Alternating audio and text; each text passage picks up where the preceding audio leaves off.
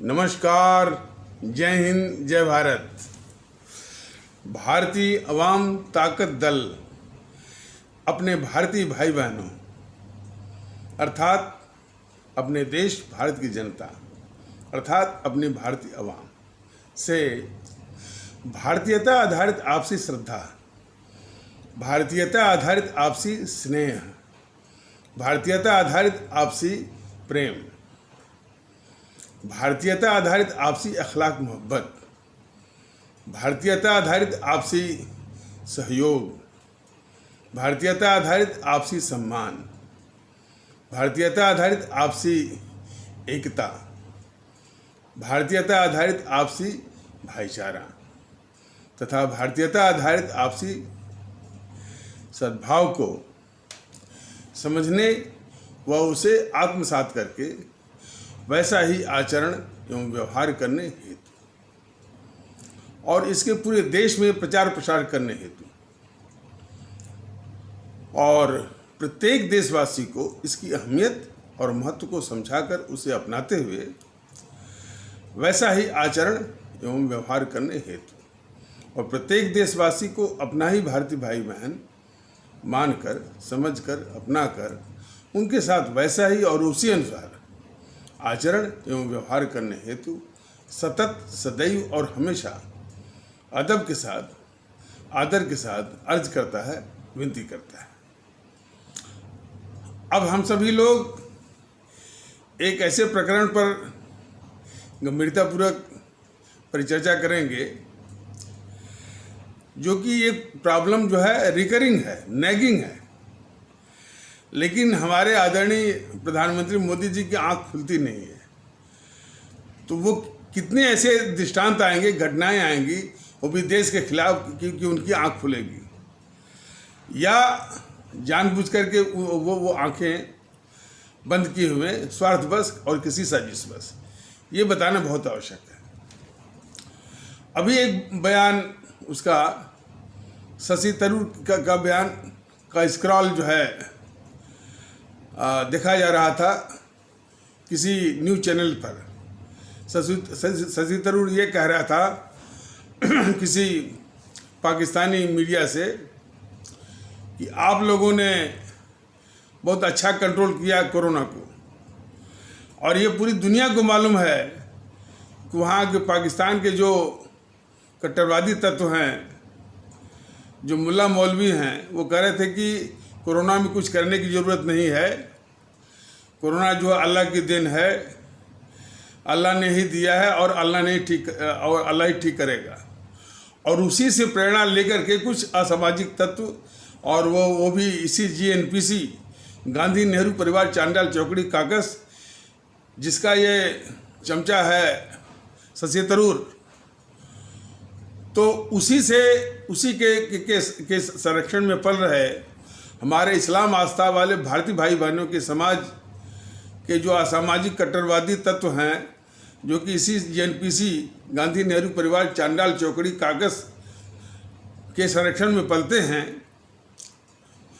तो उन्होंने भी कभी कभी कहा कि ये कोरोना में कुछ करने की ज़रूरत नहीं है। तबलीगी वालों ने भी कुछ ऐसा ही फैलाया था कि ये कुछ करने की ज़रूरत नहीं है, ये तो अल्लाह की देन है और अल्लाह ने ही दिया है तो अल्लाह ही इसको ठीक करेगा।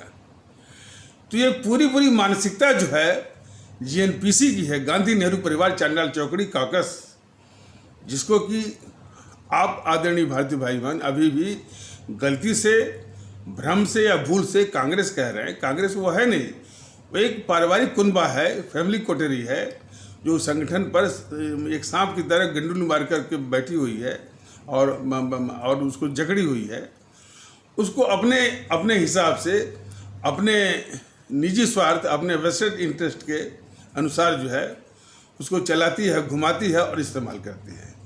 और उसका मुखिया जो है उसी पारिवारिक कुनबा का, फैमिली कोटेरी का अंडा बच्चा ही होता है। सत्ता प्राप्ति की हालत में उसी परिवार का अंडा बच्चा ही जो है मुख्यमंत्री या प्रधानमंत्री बनता है। तो ये उसकी फितरत है, ये उसका चरित्र है। ये अन्य मौक़ों पर भी भारतीय ताकत दल ने बताया है। आज जहाँ तक कि इस देश का सवाल है, देश के लिए बहुत ही खतरनाक, देश की सबसे सर्वाधिक दुश्मन और सबसे गद्दार ये संगठन है और आपराधिक तत्वों का गिरोह भी है और बड़ी खूंखार औपनिवेशिक ताकत भी है। लेकिन सवाल है कि ये खतरनाक वाली बात मोदी जी के जहन में है कि नहीं कि ये खतरनाक है। यही तो साजिश है मोदी जी की। इस खतरनाक संगठन को मोदी जी या बीजेपी के प्रवक्ता, बीजेपी के जो लोग हैं, शिबा सालार हैं, उस जेएनपीसी को खतरनाक नहीं मानते हैं। और तमाम इस तरह की घटनाएं होने के बाद भी देखिए जो उसने वक्तव्य दिया है जाकर के पाकिस्तानी मीडिया से, शशि थरूर, कोई ये आइसोलेटेड इंसिडेंट नहीं है, ये उसका चरित्र है। इसके पहले उसी राहुल ने अपने दूत को भेजा था नवजोत सिद्धू को पाकिस्तानी सेना अध्यक्ष वो बाजवा को गले लगाने के लिए, जिस बाजवा की सेना हमारे मासूम भारतीय भाई बहनों और बच्चों की निर्मम हत्या करते हैं। तो ये सब बहुत बड़े गद्दार हैं और गद्दारों का संगठन है जेएनपीसी। लेकिन मोदी जी और उसके शिबा सालार इस गद्दार राहुल को किस तरह से पेश करते हैं देश के आगे। पूरा जो वक्तव्य आता है, ये तो उनके माने प्रवक्ताओं के आगे टीवी चैनल पर जब भी इस तरह की परिचर्चा होती है, डिस्कशन होता है, उनके प्रवक्ताओं के आगे ये बीजेपी के प्रवक्ता बिल्कुल भीगी बिल्ली बन जाते हैं, नंबर एक। और यदि कुछ कहते भी हैं राहुल के विषय में तो उनके कहने का जो सारांश है, जो इशारा है कि ये जो है राहुल है, इसको बोलने की तमीज़ नहीं है और ये हर चीज़ का मोदी जी का हर चीज़ का विरोध करता है। ये नासमझ है, राजनीतिक रूप से वो अकल का कच्चा है या ये पप्पू है। ये सब इन सब के रूप में पेश करना बीजेपी की बहुत ही खतरनाक साजिश है। उस खतरनाक राहुल जो कि इस देश का दुश्मन है, इतना बड़ा गद्दार है, उसके इस चरित्र को ढकने के लिए ये साजिश है बीजेपी। तो इसके पहले भी इस जेएनपीसी वालों ने मणिशंकर अय्यर को भेजा था पाकिस्तान में कि पाकिस्तान की मदद ली जाए, जो है मोदी जी को डिथ्रोन करने में।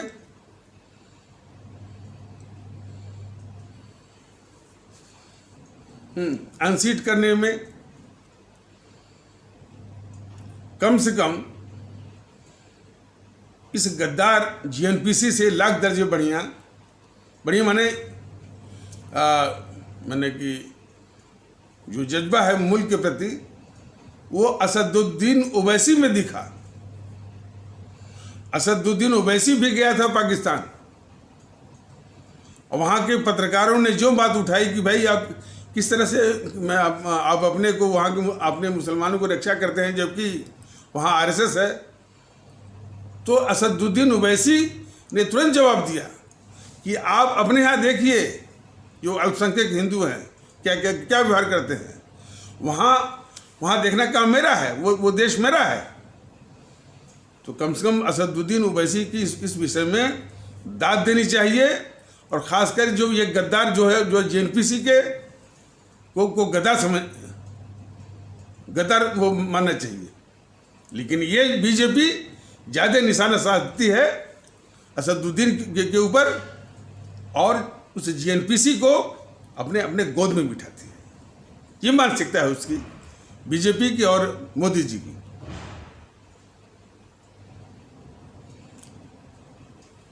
तो यह देश को तय करना है, यदि देश को महफूज रखना है तो जेएनपीसी का समूल नाश, समूल समाप्ति भारत की पावन धरती से बिल्कुल अनिवार्य है। और यदि देश को सुकून चाहिए, देश को शांति चाहिए, लोगों में भाईचारा चाहिए, लोगों में सद्भाव चाहिए, तो जीएनपीसी का जिस तरह से सर्वनाश जरूरी है, क्योंकि जीएनपीसी की रक्षा बीजेपी कर रही है, बीजेपी का भी सर्वनाश भारत की पावन धरती से उसी तरह से उसका विनाश बिल्कुल अनिवार्य है। कितनी घटनाएं हो रही। सीएए पर एक कानून आया, उस कानून के विषय में ये जीएनपीसी का ये राहुल, जीएनपीसी की सोनिया, जीएनपीसी का ये प्रियंका पूरी जनता को, पूरे इस्लाम आस्था वाले भारतीय भाई बहनों को भड़काया। रामलीला मैदान से क्या कहा कि अभी भी घरों में क्यों छुपे बैठे हो, जो अभी भी घरों में छुपे बैठे रहेंगे वो कायर कहलाएंगे। घरों से बाहर निकलो, सड़कों पे आओ, आंदोलन करो। और अपरोक्ष रूप से इनडायरेक्टली उसका इशारा था कि हिंसा फैलाओ, उपद्रव फैलाओ, आगजनी फैलाओ। सीधे उसने वो भड़काया था। क्या क्या मोदी जी ने।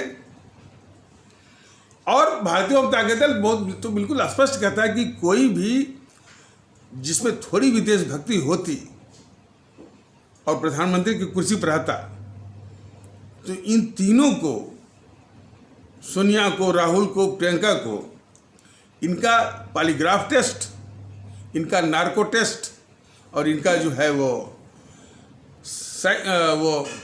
साइको टेस्ट करा करके, ताकि इनके मन में क्या है, इनके मंसूबे क्या हैं, इनके मंसूबे कितने खतरनाक है, ये पता करके और पूरे हमारे देश की आवाम को बता करके इनको तीनों को एक ही कार्टून में पैक करके इटली भेज दिया होता। लेकिन ये मोदी जी और ये बीजेपी उसको अपने गोद में बिठाकर रक्षा कर रही है, दिखावे के लिए। इनके द्वारा जो पाले गए, जो पीएफआई है, सिमी है, एसडीपीआई है, और भी इस तरह से जो है जो असामाजिक और कट्टरवादी तत्व हैं, उन्हीं को निशाना साध करके अपने कृतियों को ढकना चाहती है और बहुत वो अपने को देशभक्त दिखाना चाहती है। ये सबसे बड़ा धोखा, और मैंने अपने देश के साथ, अपने देशवासियों के साथ, अपने भारतीय भाई बहनों के साथ बीजेपी का, मोदी जी का सबसे बड़ा धोखा है, और देश के साथ गद्दारी भी है।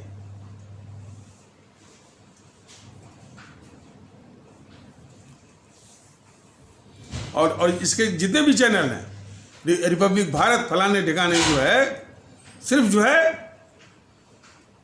हिंदुत्व पर और जो है वो मंदिर पर। अभी मंदिर मैंने अयोध्या वाला राम मंदिर, 12वीं मस्जिद अभी ठंडा भी नहीं हुआ तब तक ये शुरू कर दिया, मथुरा का, काशी का। तो सब इतने दुष्ट हैं, सब देश विरोधी, हमेशा देश को हमेशा जो है कमजोर करना। जिस प्रकार नेहरू जो है अंतर्राष्ट्रीय साम्राज्यवादी ताकतों का बहुत ही खतरनाक भारत विरोधी एजेंट था, उसी प्रकार ये बीजेपी भी लगता है कि वही एजेंसी खोल रही है भारत को अस्थिर करने की, मंदिर के बहाने, उसके बहाने। इस देश को मंदिर नहीं चाहिए और न मस्जिद चाहिए। इस देश को जो है एक स्थिर समाज चाहिए।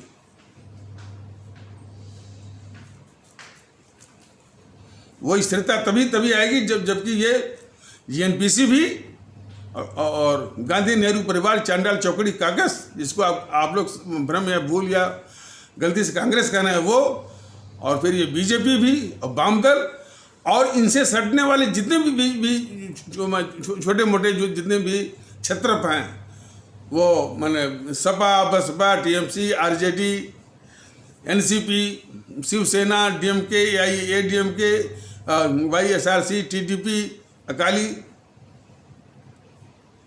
ये सबका विनाश बहुत जरूरी है देश की एकता के लिए, इस भारत की भारतीयता के लिए और भारतीय भाईचारा के लिए।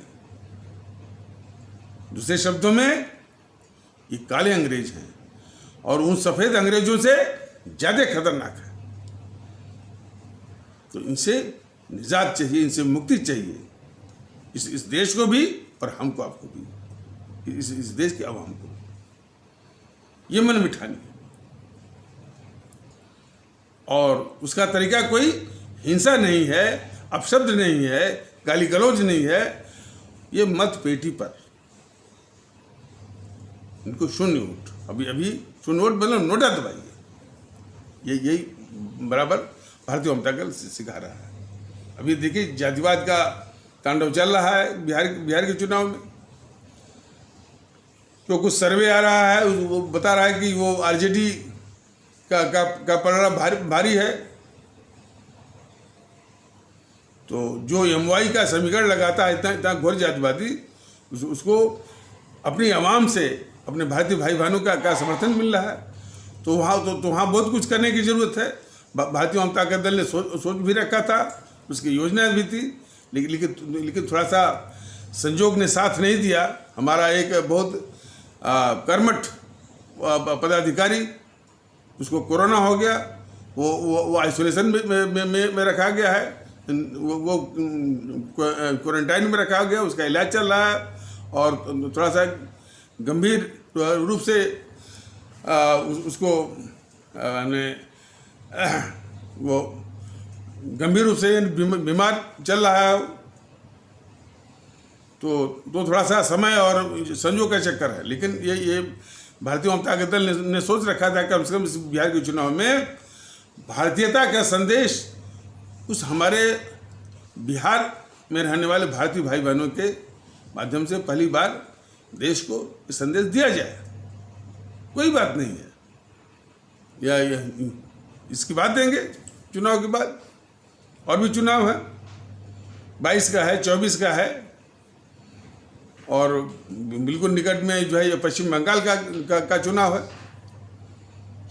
तो ये पूरे देश में इस बात को जगाना है कि भारतीयता, भारतीय एकता, भारतीय भाईचारा, भारतीय सद्भाव, भारतीय अखलाक मोहब्बत लाना बिल्कुल जरूरी है, बिल्कुल अनिवार्य है। और उसको लाने के लिए ये जो काले अंग्रेज हैं विभिन्न राजनीतिक दलों के रूप में, इनकी समाप्ति बहुत जरूरी है। समाप्ति वो भी जड़ से। और समाप्ति की बात जो भारतीय जनता दल ने स्पष्ट किया है, इनको कोई तलवार से, बंदूक से, तोप से फिजिकली इनको समाप्त नहीं करना है। इनको मिलने वाले जो समर्थन मिल रहा है हमारे आदरणीय भारतीय भाई बहनों को, उस समर्थन को शून्य करने का, उस समर्थन को शून्य करना है। ये उनके विनाश की वास्तविकता है, जो कि इस मुल्क को चाहिए भारतीय जनता दल, जिसको समझाता रहता है।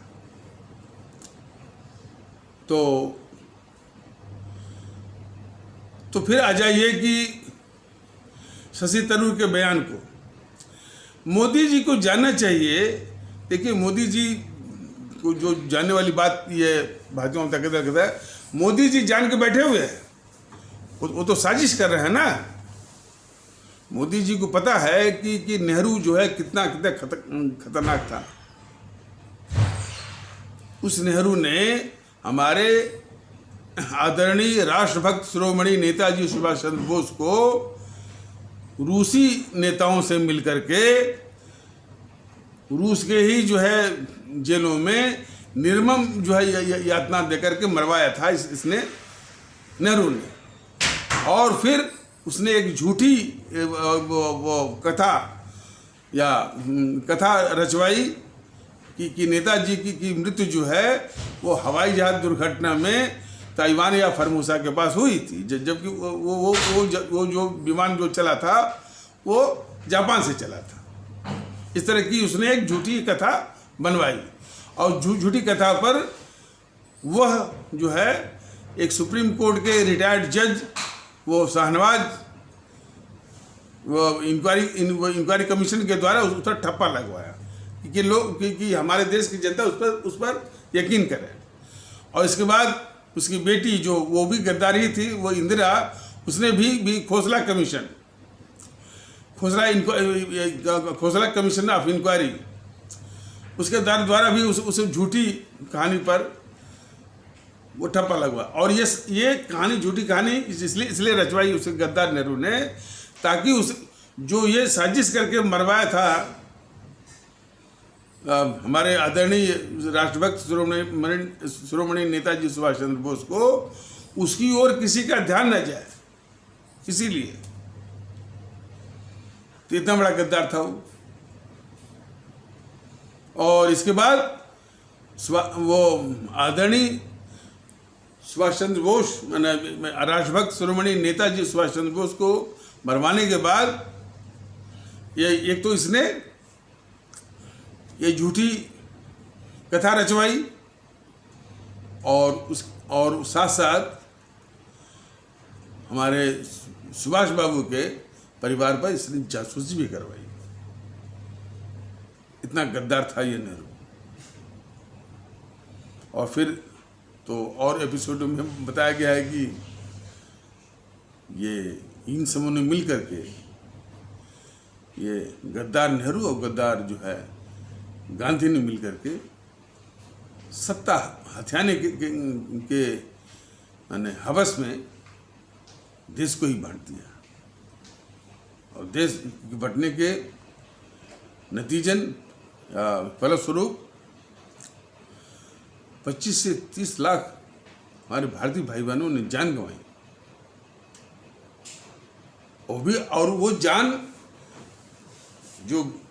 जो गई, जान लेने वाले या मारने वाले कोई देश के बाहर के नहीं थे। वो यूरोप से नहीं आए थे, वो अमेरिका से नहीं आए थे, रूस से नहीं आए थे, जापान से नहीं आए थे, चीन से नहीं आए थे। वो यहीं के लोग आपस में एक दूसरे को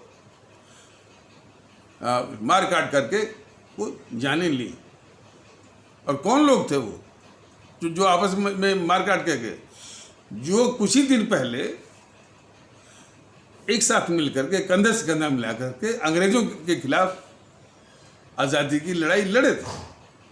ये बात वो गद्दार नेहरू जानता था, गद्दार मोहनदास करमचंद गांधी जानता था। तब भी वो जानबूझ करके देश को बंटवा। देश का विभाजन एक बहुत बड़ी त्रासदी है। It is the greatest national tragedy in the history of Bharat. ये कभी भी ये लाख ढकने की कोशिश करना, ये भुलाया नहीं जा सकता। इन्होंने तो साजिश करके उसका इल्जाम मर दिया जो है वो जिन्ना साहब के मत्थे पर। ये भी साजिश देखी, और इस साजिश में बीजेपी वाले, आरएसएस वाले और जेएनपीसी वाले एक साथ हैं, और इस्लाम आस्था वाले जो भारतीय भाई बहन। देखिए कि बार बार जो इन शब्दों का, जो इस शब्दावली का प्रयोग किया जाता है कि इस्लाम आस्था वाले भारतीय भाई बहन, ये उसका मतलब है कि जिसको आप लोग मुसलमान कहते हैं, मुस्लिम कहते हैं, भारतीय जनता का दल, मुस्लिम या मुसलमान, भारतीय परिवेश के अनुसार, भारतीय परिवेश के भावनाओं के अनुरूप वो न्याय संगत नहीं मानता है, न्यायपूर्ण नहीं मानता है। न्यायपूर्ण वो है कि हम उनको पहले भारतीय भाई बहन के रूप में संबोधित भी करें और वैसा व्यवहार भी करें। संबोधन जो है बहुत जरूरी है, बहुत इम्पोर्टेंट है, महत्वपूर्ण है। इसलिए संबोधन से ही जो है वो भाव प्रकट होता है। तो हमारे इस्लाम आस्था वाले भारतीय भाई बहनों के समाज में भी कोई भी बौद्धिक तत्व, कोई भी बौद्धिक हस्ती, कोई भी बौद्धिक शख्सियत ये कहने की हिम्मत नहीं जुटा पाए कि देश को तो बंटवाया नेहरू ने, उसका इल्जाम जो है जिन्ना साहब के माथे मरा। एक आध बार ये फारूक अब्दुल्ला बोला था कि देश को बांटा नेहरू ने, उसको बोल करके, और एक बार वो वक्तव्य दिया और फिर तुरंत उसको निकल भी गया। तो ये तो सब बहुत अवसरवादी हैं और ये सब बिल्कुल देश के दुश्मन हैं।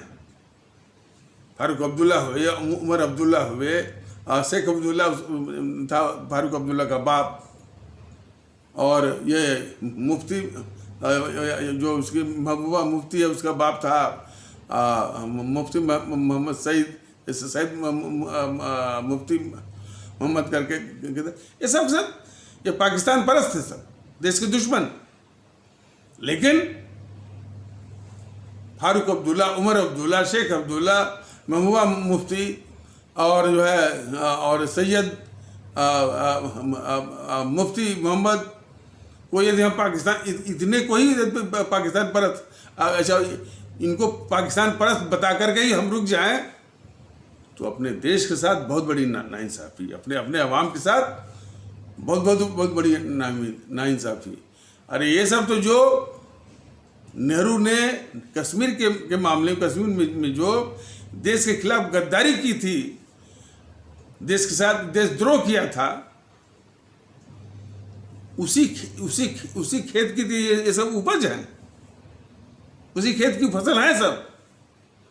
शेख अब्दुल्ला, फारूक अब्दुल्ला, उमर अब्दुल्ला और मुफ्ती सैयद मुफ्ती मोहम्मद, और इसी को जो है वो वीपी सिंह ने वो बनाया था गृह मंत्री। वीपी सिंह भी कम बदमाश नहीं था। तो ये है, लेकिन ये सब पेड़ वही है। हमारे देश का जो जो जो जो विश्व वट है, यानी जड़ भरा हुआ जो वृक्ष है, वो जीएनपीसी है, गांधी नेहरू परिवार चांडाल चौकड़ी काकस, उसी की शाखाएं हैं। उसी शाखाएं वो फारूक अब्दुल्ला, शेख अब्दुल्ला, मुफ्ती मोहम्मद, सब वही है। पेड़ कौन है? जीएनपीसी, गांधी नेहरू परिवार चांडाल चौकड़ी काकस। लेकिन ये बीजेपी, मोदी जी उस जो है वो जो विश्व वट वृक्ष है, जहरीला, जो देश के लिए, उसकी रक्षा कर रहे हैं। ये गद्दारी है मोदी जी के देश के खिलाफ। यही चीज, यही मर्म, यही यथार्थ हमारे देश के लोगों को समझना पड़ेगा।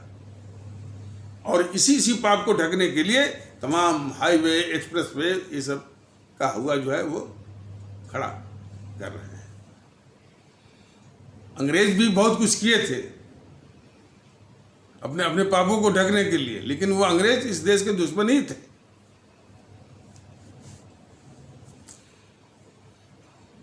तो शशि थरूर की बातों पर, शशि थरूर को क्या कर रही है बीजेपी? अरे भाई वो मजाक उड़ा रहे हैं फलाने। अरे शशि थरूर जैसे लोग इस देश के गद्दार हैं, देश के दुश्मन हैं, क्यों नहीं बोलते हो? यही पैमाना देखिए, बार बार वो चीज, उसी पैमाने से इनकी मानसिकता, बीजेपी वालों की मानसिकता नापने की जरूरत है। भारत तेरे, इतना खतरनाक नारा, भारत तेरे टुकड़े होंगे, इंशाअल्लाह भारत की बर्बादी तक जंग जारी रहेगी, ये बीजेपी वालों को असर किया ही नहीं, मोदी जी को असर किया ही नहीं। और जाकर के वो चीन के सीमा पर भाषण दे रहे हैं कि हमारी सेना ने हमारे देश की संप्रभुता की रक्षा की, क्योंकि उसने जो है दुश्मन की सेना को परास्त करके, हमारी फौज ने, हमारी सेना ने हमारे देश की संप्रभुता की रक्षा की। अरे मोदी जी ठीक है, और पता नहीं अपने से आप बोले होंगे कि कोई आपको स्क्रिप्ट लिख के दिया, तो संप्रभुता का आपको आइडिया है कि नहीं, उसका कॉन्सेप्ट है कि नहीं, ये भी एक सवाल है। और सवाल होता तो तुरंत आपको क्रोध आता, आपके मन में उबाल आता है कि अरे इतना बड़ा राष्ट्र, इतना संप्रभु राष्ट्र, इतना ताकतवर राष्ट्र, उसको कह रहा है कि कितने टुकड़े होंगे सेना के हवाले। आपने ऐसा नहीं किया। अब उसका हश्र यह हुआ कि उस गद्दार के समर्थन में तमाम गद्दार और भी आ गए। वो बॉलीवुड से कौन आ गया? वो गद्दार जावेद अख्तर और उसकी बीवी जो है गद्दार समान आजमी, वो गई उसके चुनाव प्रचार में बेगूसराय, जिसको कि ये गद्दार, देश के सबसे बड़े गद्दार ये कम्युनिस्टों ने टिकट दे दिया उसको लड़ने के लिए। भाई देखिए, जेएनपीसी ने तो इन कम्युनिस्टों को पाला। मोदी जी आप क्यों पाल रहे हैं? क्यों नहीं विनाश कर रहे हैं जो इन कम्युनिस्टों का? तो यदि आप इनका विनाश नहीं कर रहे हैं तो इसका मतलब कि आप भी गद्दार हैं। बिल्कुल भारतीय जनता दल बता रहा है कि देश में सुकून चाहिए तो इन वाम दलों का विनाश बिल्कुल जरूरी है। देश को सुकून चाहिए तो जेएनपीसी का विनाश बिल्कुल जरूरी है। और आप सुनने में आया कि अच्छे अच्छे दफ्तर दे रहे हैं दिल्ली में, अच्छे अच्छे लोकेशन पे उसको बनवा रहे हैं, तो ये आपकी गद्दारी है देश के खिलाफ। आपकी देश के खिलाफ गद्दारियों को भारतीय जनता दल हर तरह से बेनकाब करेगा। आपको, आप देश को भुलावा में मत रखिए कि आप इंडस्ट्रियल कॉरिडोर और फ्रेट कॉरिडोर और जो है और इकोनॉमिक कॉरिडोर और एक्सप्रेसवे, हाईवे और हाईवे का चौड़ीकरण, उसका मॉडर्नाइजेशन और रेलवे स्टेशनों का मॉडर्नाइजेशन, ट्रेनों का मॉडर्नाइजेशन और एयरपोर्ट, भारतमाला इत्यादि करने से आप गद्दारी के देश के खिलाफ गद्दारी के पापों को ढक लेंगे। आप अंग्रेजों को याद करिए, अंग्रेजों ने भी आपसे अधिक काम किया था, लेकिन अंग्रेज इस देश के दुश्मन थे। तो आज सवाल जो जज्बा जगाया था हमारे राष्ट्रभक्त श्रोमणी नेताजी सुभाष चंद्र बोस ने, शहीद आजम भगत सिंह ने, अमर शहीद चंद्रशेखर आज़ाद ने, अमर शहीद अशफाक उल्लाह ने, अमर शहीद खुदीराम बोस ने, अमर शहीद सुब्रमण्यम भारती ने, अमर शहीद श्रीमती रानी लक्ष्मीबाई ने, अमर शहीद श्रीमती रानी चंद्रिमा ने, अमर शहीद श्रीमती रानी गडिलू ने, उसी जज्बे को, उसी जज्बे का वातावरण बनाने की सख्त आवश्यकता है। और यदि उस नज़रिए से देखा जाए, आप बहुत बड़ी गद्दारी कर रहे हैं, बहुत बड़ा देशद्रोह कर रहे हैं देश के खिलाफ इन दुश्मनों को पाल करके।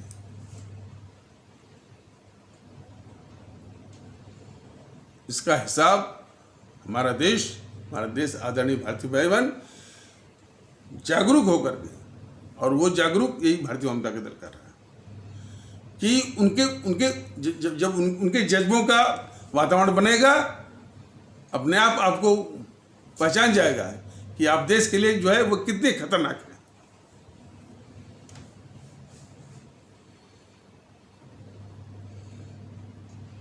जेएनपीसी ऐसे खतरनाक को माने उसको बचाना हर चारों ओर से, और जो है और इस पाप को ढकने के लिए सिर्फ मुस्लिम के खिलाफ, हालांकि मुस्लिम शब्द हमको नहीं कहना चाहिए, भारतीय जनता दल को भी नहीं है, इस्लाम आस्था भारतीय भाई बहन की ओर निशाना साध कर, और वो जहर जो है अपने एक सेना लगा दी है यूट्यूब पर, दिन रात वो जहर भर रहा है।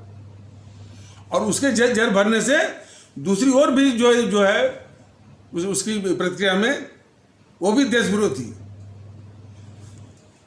वो जो सिमी वाले हैं, एसडीपीआई वाले हैं, पीएफआई वाले हैं, ये जो कन्हैया गिरोह है, लुटियन गिरोह है, बारूदी बौद्धिक वर्ग है, इंटेलेक्चुअल टेररिस्ट हैं, अर्बन नक्सल हैं, हालांकि ये सब अलग अलग ये रूप हैं उसी जीएनपीसी के ही, गांधी नेहरू परिवार जिसके कि आप वो रक्षा करना है। तो देश का दुखड़ा ये है। और भ्रम में मत रहिए, बीजेपी वाले भी भ्रम में मत रहे कि हम हमारे तो 12 करोड़ जो है हमारी सदस्यता है, हमारे इतने भ्रम मत रहिए। जब अकेले भगत सिंह ने जो है वो हिला दिया था उन अंग्रेजों को, तो जज्बा जो है तो मूल परिस्थिति के जज्बा बहुत ताकतवर होता है। शायद आपको मालूम है कि नहीं मोदी जी, पता नहीं। देशभक्ति आज की आवश्यकता बहुत है, और देश के साथ इस तरह की जो गद्दारी है, इन खतरनाक दुश्मनों को अपने गोद में बिठा करके ये मुल्क को बर्दाश्त नहीं। इसका टोटल अकाउंट फॉर करेगा, देश करेगा। ये मत भूलिए। तो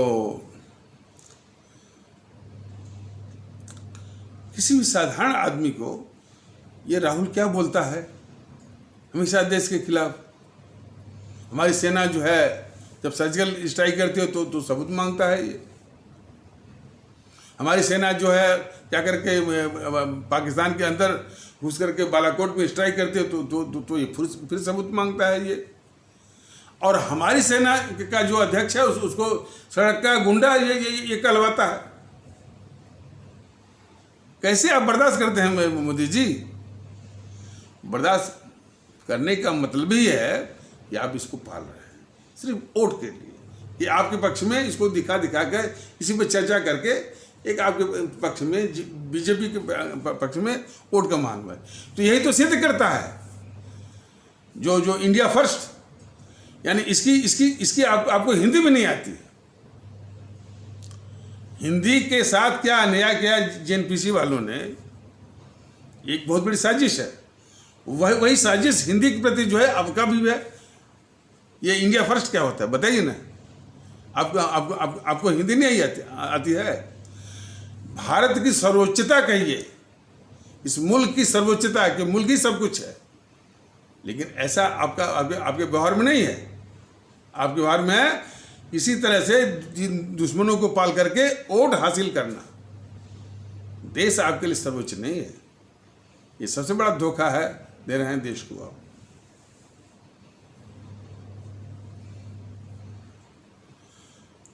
तो अब भारतीय जनता दल, ये मोहनदास करमचंद गांधी, नेहरू, इंदिरा, राजीव, इनकी गद्दारियों को देश को बताएगा और इनकी रक्षा करने वाले बीजेपी को भी वो बेनकाब करेगा और छोड़ेगा उनको नहीं। जिस इंदिरा ने उसी जनसंघ के नेता पंडित दीनदयाल उपाध्याय को मरवा करके मुगल सराय रेलवे स्टेशन के यार्ड में फेंकवाती है, उसी इंदिरा के दबाव में जनसंघ वालों की हिम्मत नहीं हुई कि भाई उनके इतने कद्दावर नेता के मृत्यु की जांच की जाए। यह पूरे जनसंघ वालों की गिग्गी बंद हो गई और उसी जनसंघ का नेता ये अटल बिहारी वाजपेयी उसी गद्दार इंदिरा को दुर्गा कहता है। देखिए ना, और वही अटल बिहारी वाजपेयी बोफोर्स का जो मास्टरमाइंड और किंगपिन था कोत्रोची, वो अर्जेंटीना जब वो प्रधानमंत्री था अटल बिहारी वाजपेयी, दक्षिणी जो अमेरिका जो महाद्वीप है उसके किसी देश या अर्जेंटीना में कोत्रोची था, ये पता था इसको वाजपेयी को, लेकिन सिर्फ राजीव को बचाने के लिए उसने जो है उसको गिरफ्तार नहीं करवाया। और यही अटल बिहारी वाजपेयी जो है, ये जो राहुल ड्रग स्मगलिंग, नशीली दवाओं की तस्करी करते हुए पकड़ा गया था बोस्टन में, उसको बचाया इसने, इसी वाजपेयी। तो एक लंबा रिकॉर्ड है, तथ्य है कि किस तरह से बीजेपी वाले इस खतरनाक दुश्मन जीएनपीसी को बचाते रहे। बहुत बड़ा इतिहास है, यह देश को जानना बहुत जरूरी है। अब पीछे पीछे वो आरएसएस भी है, आरएसएस भी इतनी गद्दारी किया जो है इस नेहरू ने, इन जीएनपीसी वालों ने एक शब्द नहीं बोला इस जो है वो आरएसएस वाले ने। देखिए, जब ये आरएसएस का नाम लिया जाता है, इसका मतलब नहीं है इस्लाम आस्था वाले भारतीय भाई बहनों में तो इतना अंधविश्वास दिया गया है कि वो जो है इस जेएनपीसी को खुदा की तरह पूजते रहे।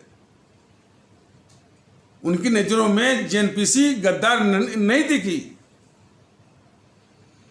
इस्लाम आस्था वाले भारतीय भाई बहन जो 60-70 सालों तक जो है इसको, इसी जेएनपीसी को सत्ता पर बिठाए रहे, ये सबसे बड़ा अपराध है।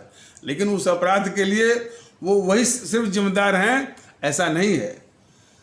वो उसके पीछे कहानी ये है कि उसी का जो, मैंने इसी जीएनपीसी का जो क्या कहते हैं कि कैट स्पा है, बिल्ली का पंजा, आरएसएस, वो हिंदू राष्ट्र की बात फैला करके एक दहशत फैलाया इस्लाम आस्था वाले भारतीय भाई बहनों के समाज में। ये पूरी कहानी और आगे वाले एपिसोड में इसको विस्तार से बताया जाएगा। और इसका इशारा पिछले कुछ एपिसोड में दिया भी गया था, लेकिन अब उसको विस्तार से बताने की आवश्यकता है।